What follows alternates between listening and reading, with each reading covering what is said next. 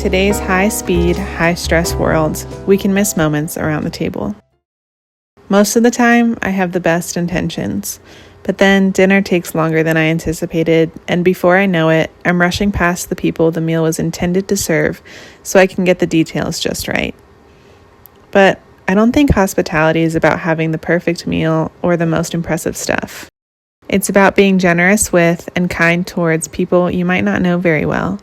It's loving the stranger.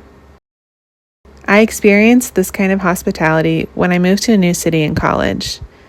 I turned 20 a week or two after moving there, and I'm a triplet, so birthdays were always a big deal growing up.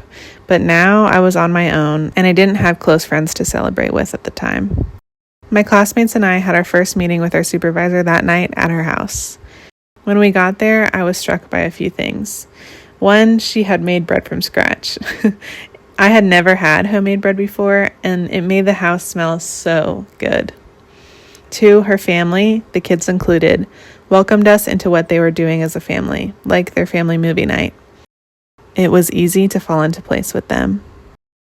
And three, they brought out a cake for me at the end of the night and sang for me.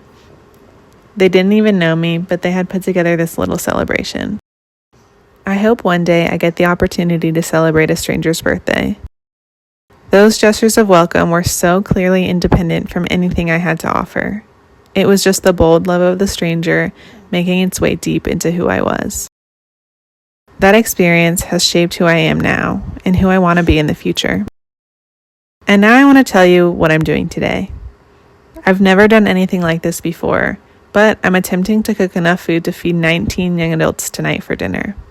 I haven't met most of them, so it's the perfect opportunity to practice hospitality. Today I'm making 3 soups with 3 loaves of bread to go alongside them. I have my sourdough going one by one in the oven while I work on the first 2 soups. The first soup I'm making is chili. So I got the sauteed onions and garlic going, and then I added ground beef, and once that was nicely browned, I added that to the crock pot.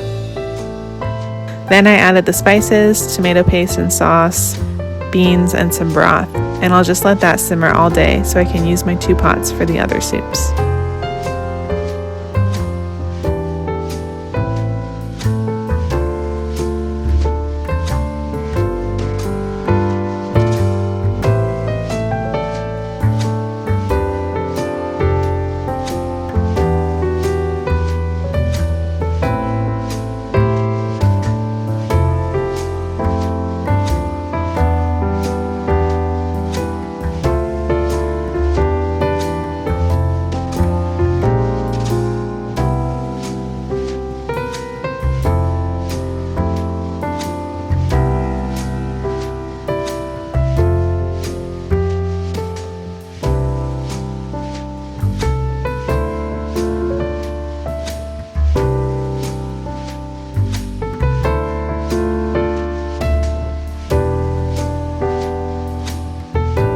The next soup I'm making is a lentil stew.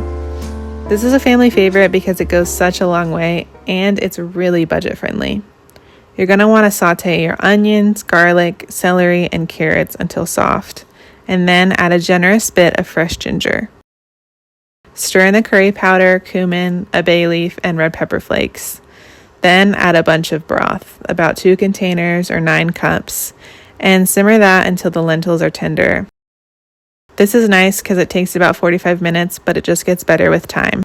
You can serve it with yogurt, cilantro, or limes.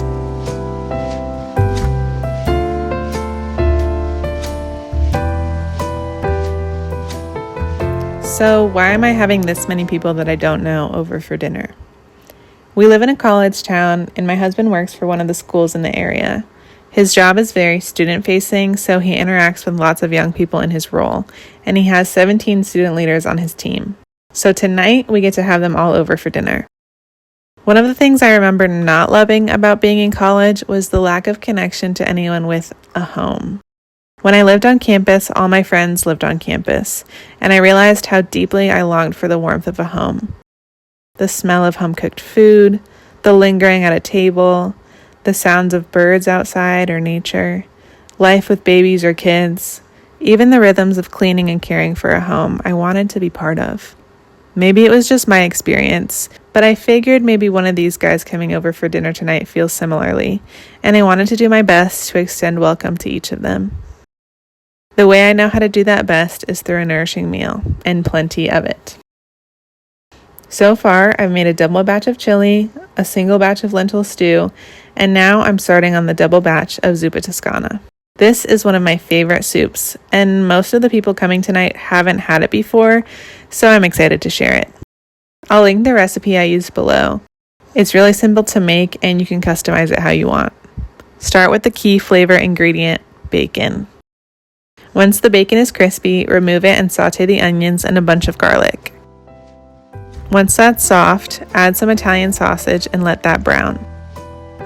Then add your diced potatoes and broth. To make this less expensive and more tasty, I highly recommend making your own broth from organic chicken bones and veggie scraps.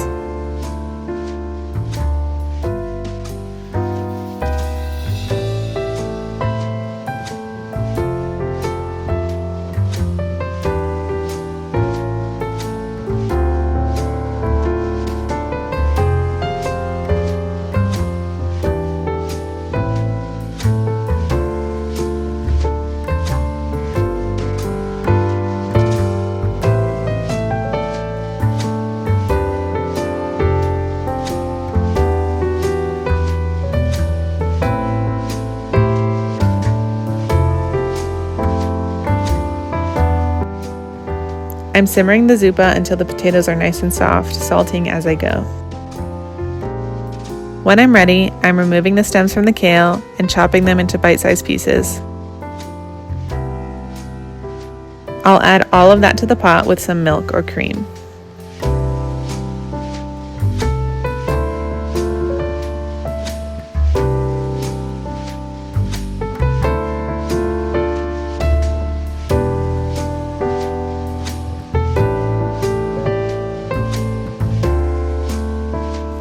Okay, that makes all 3 soups ready.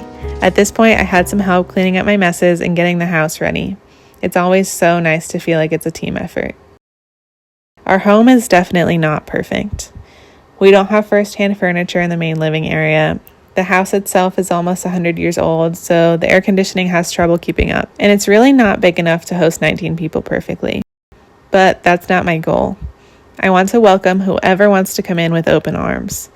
We'll find a way to fit them around the table or on our couch or on outside chairs that we bring inside to have enough seats. We'll welcome them into our family's rhythms. We can invite them in to linger after dinner and then invite them to help dry the dishes that we wash. We can open the door for family movie nights or game nights or whatever we're already doing.